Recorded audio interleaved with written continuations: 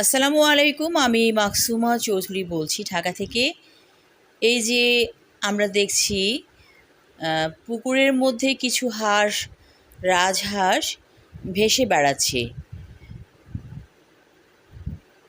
আকাশের ছবি দেখা যাচ্ছে, পানিতে গাছপালার ছবিও ভেসে উঠেছে।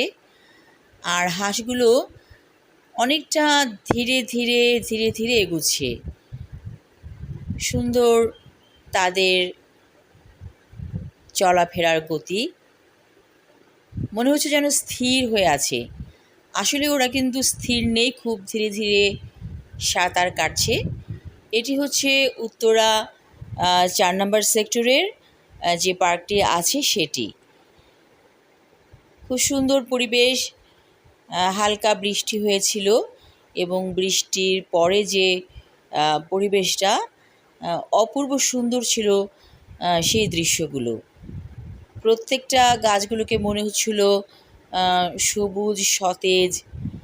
আসলে অনেক দিন গরম ছিল, এখন আবার ঘন ঘন বৃষ্টি হচ্ছে। তো বৃষ্টিতে মানুষের জনজীবন একটু স্বস্তি পেয়েছে।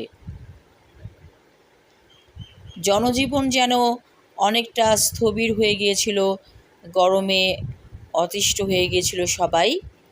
কিন্তু এখন বেশ স্নিগ্ধ পরিবেশ চারপাশে। তো আমি দেখছি যে হাঁসগুলোর চলা খুব সুন্দর করে, হাঁসেরা চলে দল বেঁধে বেঁধে, ভালো লাগে দেখতে। সবাই ভালো থাকুন, সুস্থ থাকুন এই প্রত্যাশা করছি।